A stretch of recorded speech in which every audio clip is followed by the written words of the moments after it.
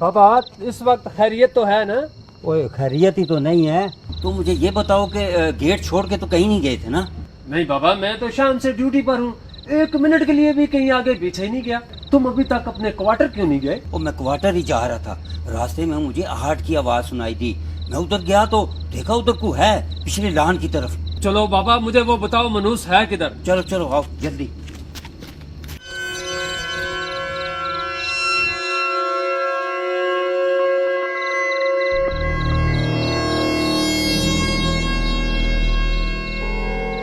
अरे बाबा ये तो साहब खुद हैं।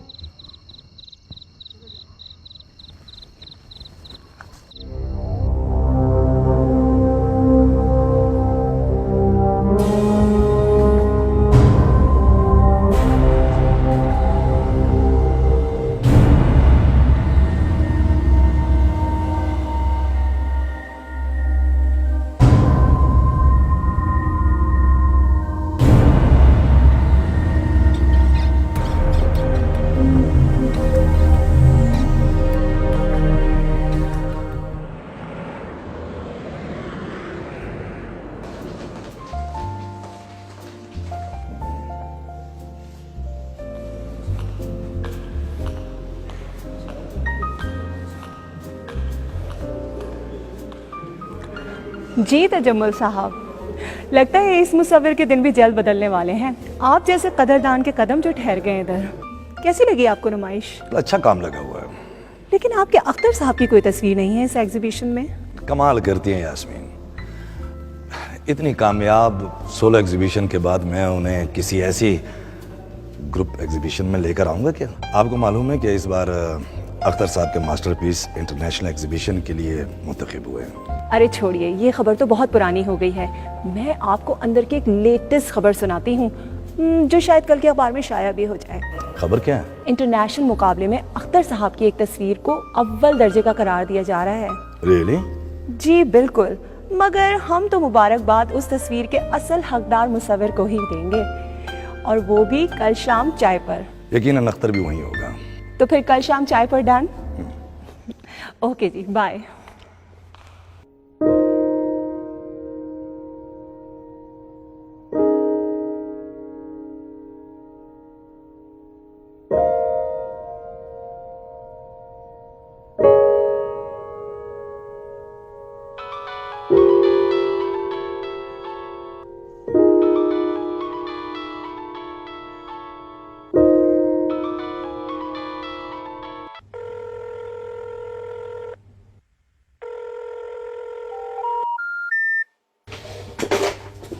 सर, ये रहे आज के अखबारात। इस खबर पर मैंने निशान लगा दिया सर।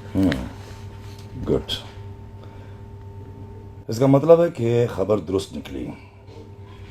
अख्तर को ही पहले इनाम का हकदार करार दिया गया है। बहुत मुबारक हो सर।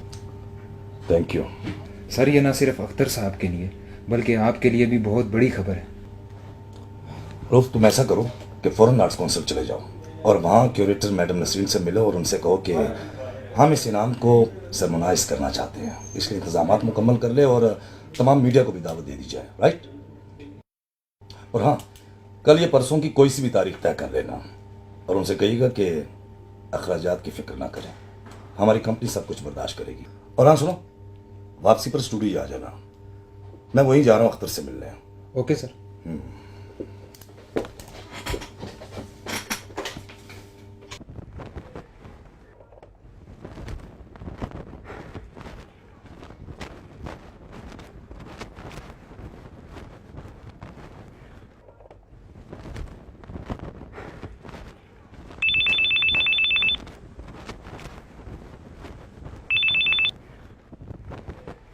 हेलो जी मैडम। जी जी जी, मैंने आपका पैगाम उनको पहुंचा दिया था जी। जी हाँ, मैंने उनको बता दिया था कि आप तजम्मुल साहब के हवाले से उनसे मिलना चाहती हैं। जी नहीं, वो इस वक्त बात नहीं करना चाहते। जी बेहतर, जी बेहतर जी।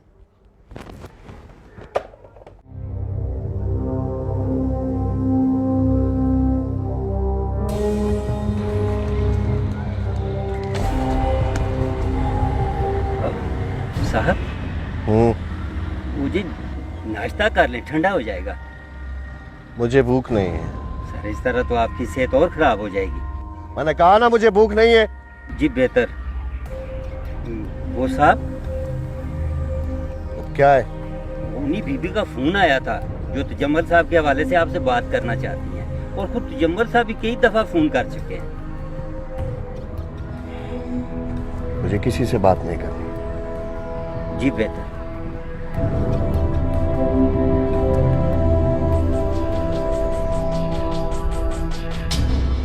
ठीक है ठीक है, मैं कर लूंगा उससे बात। ओके, अल्लाह हाफिज। अरे तजम्मुल साहब, कहीं जा रहे हैं? जी एक ज़रूरी काम से जा रहा था, अब आप आ गई हैं तो रुक जाते हैं। नहीं नहीं, मैं भी ज़रा जल्दी में हूँ। ये बताइए, कल की खबर देखी है आपने? जी बहुत बहुत शुक्रिया। वैसे तजम्मुल साहब, ये सब आपकी वजह से है, वरना आपके उस मुसव्विर में ना ऐसे भी कोई खसाइस नहीं कि उसके लिए एक लाइन भी लिखी जाए। क्यों, क्या हुआ? कल से 3 बार फ़ोन कर चुकी हूँ, लेकिन आपके वो लैपाल एक मुसव्विर हैं कि फ़ोन तक पे बात करना गवारा नहीं करते। देखिए यास्मीन, मैं अख्तर की तरफ से माजरत चाहता हूँ। आप तो जानती हैं ये फनकार लोग ऐसे ही होते हैं, हर वक्त अपनी दुनिया में गुम रहने वाले लोग। बहरहाल शाम को तो चाय पर आ रही है ना, तो मुलाकात हो जाएगी, इंटरव्यू भी कर लीजिएगा, राइट? जी ज़रूर। अब मैं भी चलती हूँ। ओके, अल्लाह हाफिज़। अल्लाह हाफिज़।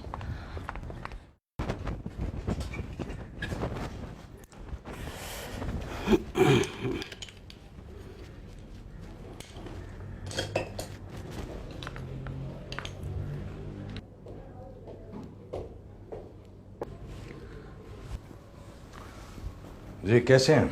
हाँ, सलाम सरकार। वालेकुम। कहाँ हैं अख्तर साहब? जी उधर बाग में टहल रहे हैं। मैंने नाश्ते के लिए कहा कि सरकार आके नाश्ता कर लें, उल्टा मुझे ही झिड़क दिया। और धूप में टहल रहे हैं। वो सरकार रात को। क्या रात को? क्या? मैं तो डर ही गया था। क्यों? हुआ यूं सरकार कि रात को मैं क्वार्टर की तरफ जा रहा था, देखा तो कोई शख्स बाग में घूम रहा है। मैंने गार्ड को बुलाया, हम दोनों ने जाके देखा तो आगे अख्तर साहब थे। शुक्र है कि हमने शोर नहीं मचा दिया। इस किस्म के लोगों की आदत होती है, हर वक्त किसी न किसी सोच में डूबे रहते हैं, इसलिए अलग थलग रहना चाहते हैं। सरकार, मैं ना खुद यहाँ आता हूँ और ना किसी को आने देता हूँ। 5-10 मिनट के लिए आता हूँ, सफाई करके मैं चला जाता हूँ। मैंने कहा सरकार। हाँ, क्या बात है?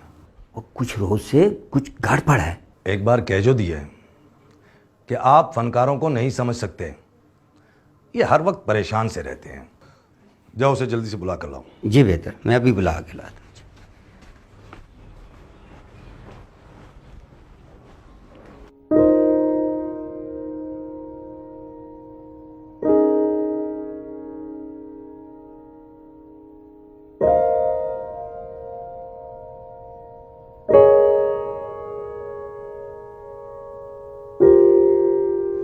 सरकार, वो तजम्मुल साहब आए हैं और आपको याद फरमा रहे हैं।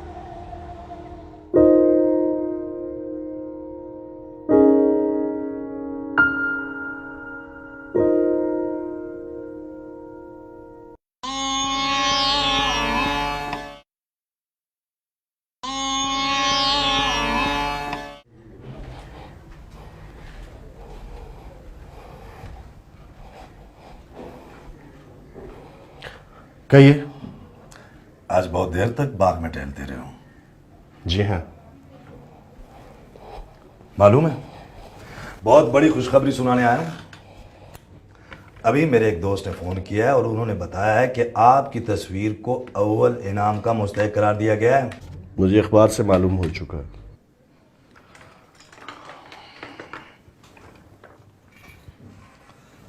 तुम्हें इस खबर से इतनी खुशी नहीं हुई जितनी की होनी चाहिए।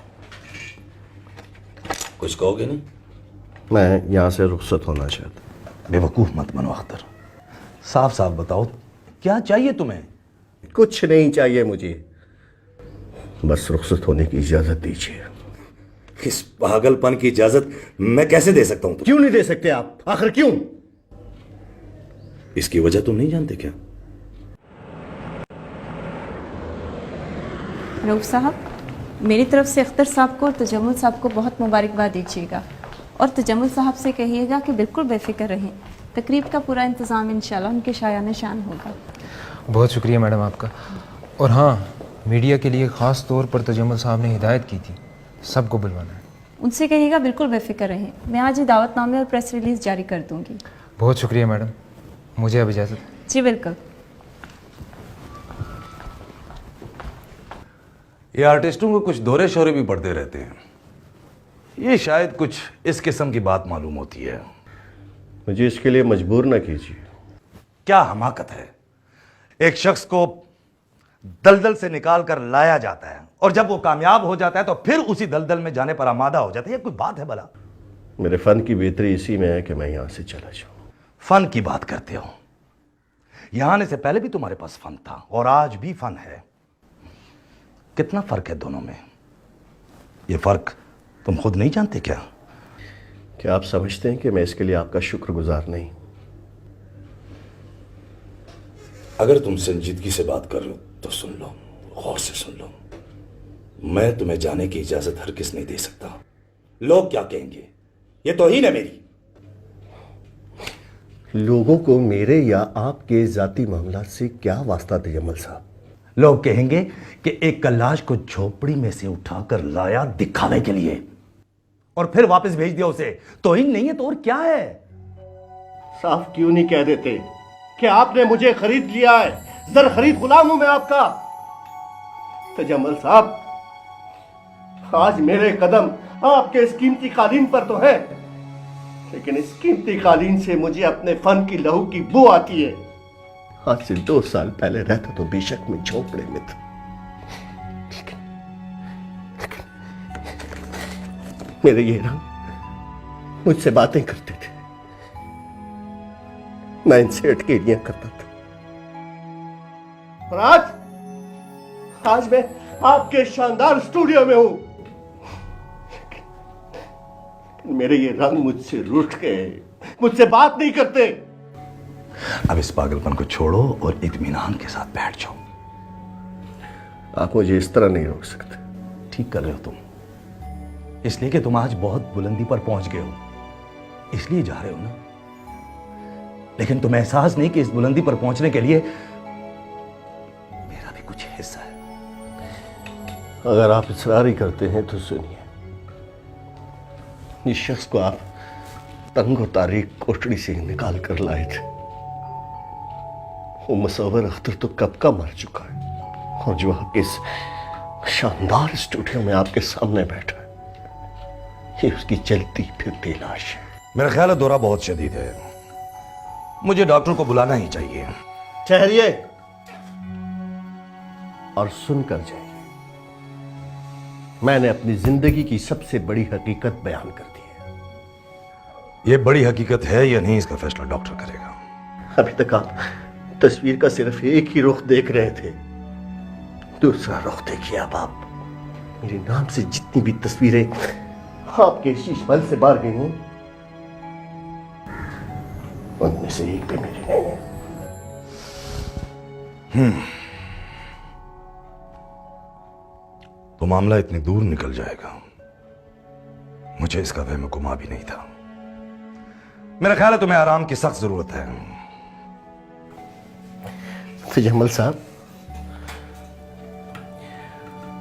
तहम्मुल से काम लीजिए। तजम्मुल साहब, और कहने दीजिए जो कुछ मुझे कहना है। तुम पागलों की सी बातें कर रहे हो। ताउम्मल से खाक काम लूं?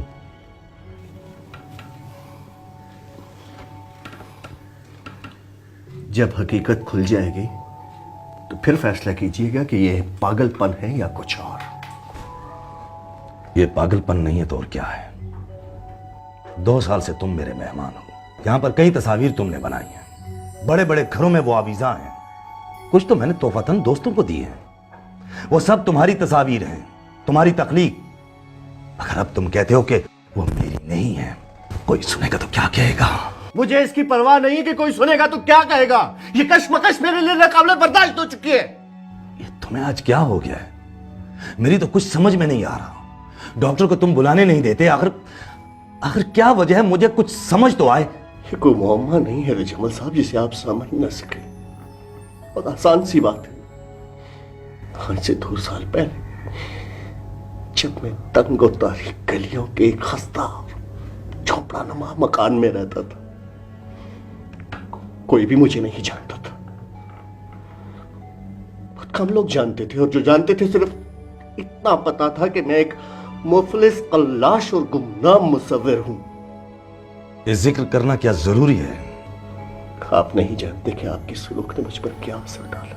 इस हकीकत से पहले आप मेरी नजर में बहुत बड़े इंसान थे। आपने मेरी तस्वीरों को अपने दोस्तों को दिखाया, उनके दफातर में लगाया, मेरी शोहरत के लिए उनको बड़े बड़े अखबारात और जराइद में छपवाया। एक फरिश्ता थे आप। मैं नहीं समझ सकता कि मेरे जिक्र से तुम्हारा मकसद क्या है। जो जो मुझ पर यह हकीकत खुलती गई तजम्मल साहब, एक एहसास मेरे दिमाग में जन्म लेने लगा कि जो कुछ भी मैंने आपके बारे में सोचा था गलतफहमी थी मेरी। हकीकत कुछ और थी। क्या मतलब? आपकी फन नवाज शख्सियत, ये फन की सरपरस्ती महज एक दिखावा थी, साथियाना की तस्कीन थी। इसके पीछे भी मकसद छुपा हुआ था तजम्मल साहब। मकसद खुदनुमाई का, सोसाइटी में अपने आप को एक बड़ा इंसान साबित करने का मकसद। ये झूठ है, सरासर झूठ है। मगर ऐसा कहने से हकीकत तो बदल सकती ना तजम्मल साहब। मैं आपके यहां महज एक जर खरीद था, और जब इस बात का मुझे एहसास हुआ तो मेरी सलाहियतों पर बर्फ की तह जम गई। उन्हीं दिनों मेरी मुलाकात मेरे खाम पेशा दोस्त से हुई, जो बदस्तूर गुर्बत की चक्की में पिस रहा था। मैं तुम्हारे इस एहसास को समझ सकता हूँ, लेकिन तुम्हारा दोस्त और हम पेशा होने के नाते तुम्हें यही मशवरा दूंगा कि ज़िंदगी गुजारने के लिए कुछ ना कुछ कंप्रोमाइज़ तो करने ही पड़ते हैं। देखो, अगर आज तुम तस्वीरें नहीं बना सकते तो कोई हर्ज नहीं, तुम्हारी जगह मैं तस्वीरें बना दिया करूँगा, और इसके बदले में तुम मुझे इतने पैसे दे दिया करना कि मैं और मेरा ख़ानदान इज़्ज़त व आबरू की ज़िंदगी गुजार सके। क्या मतलब है तेरा? वही जो तू समझ रहा है। ये गुर्बत बहुत बुरी चीज़ है यार। हम तो जैसे तैसे गुजारा कर लेते हैं, मगर बच्चों की भूख नहीं देखी जाती। आए दिन मालिक मकान तंग करता है, और बहन की शादी भी तो करनी है मुझे। ये तजवीज़ मेरे लिए नाकाबिले बर्दाश्त थी, मगर उसका इसरार बढ़ता रहा, और फिर इस तरह वो खेल शुरू हो गया जो दुनिया का सबसे गंदा और मकरू खेल था। मुझे यहां से रुपए हासिल करने में कोई दिक्कत नहीं होती थी, रुपए मैं उसे देता और वो मुझे अपनी तस्वीरें, और उन तस्वीरों को तुम अपनी तख्लीक बनाकर पेश कर देता था। तो अब तक तुम हमें धोखा देते रहे हो। ये धोखा है, इत्तेफाक है या हादसा?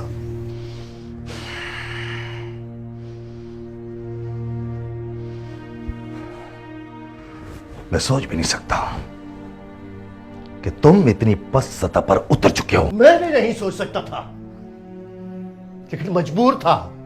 बड़ा मुश्किल होता है, बड़ा मुश्किल होता है अपनी औलाद को, अपनी तख्लीक को चंद सिक्कों की खातिर किसी और की झोली में डाल देना।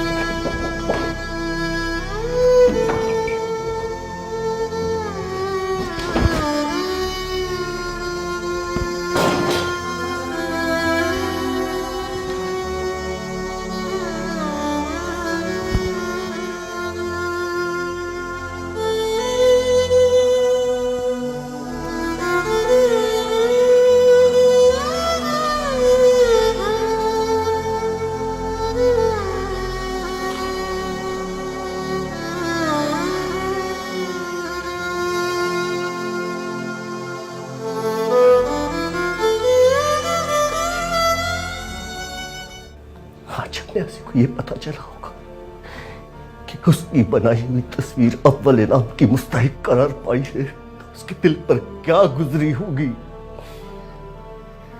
ये तस्वर करके ही मैं काम कर रह जाता हूं। बेकार में इतनी आसाइशें दी तुम्हें मैंने। इसकी कीमत वसूल कर चुके हो तुम। किसी फनकार की सरपरस्ती भी करते हो तो महज अपने मतलब के लिए। अपने गिरेबान में मुंह डालकर देखो, तुम क्या हो? एहसान फरामोश, चोर, मुजरिम। तो जमाल साहब मैं तो सब कुछ हूं, तुम क्या हो? दूसरों का जुर्म तो देख लेते हो, अपना जुर्म तुम्हें नजर नहीं आता ना? बोलो ना। अख्तर साहब, अख्तर साहब, जाओ यहां से। तजम्मुल साहब, बाहर कोई आदमी खड़ा है, वो कह रहा है कि अख्तर साहब के कोई दोस्त हैं, न्याजी साहब, उन्होंने खुदकुशी कर ली। जाओ यहां से। सुना तुमने तजम्मुल, तुम हो उसके कातिल। बस मत करो। तुमने कत्ल किया उसे, और तुमने एक कत्ल भी नहीं किया, दो कत्ल किए हैं तुमने। एक मुसव्विर का और एक उसके फन का। कातिल हो तुम, कातिल। मैं सारी दुनिया को बताऊंगा कि तुमने कत्ल किया है। निकल जाओ। तुमने कत्ल निकल किया। जाओ यहाँ से। तुम मुझे नहीं निकल। तुमने कत्ल किया। तुम मुझे नहीं निकाल सकते। तुमने कत्ल किया। तुम मुझे नहीं निकाल सकते।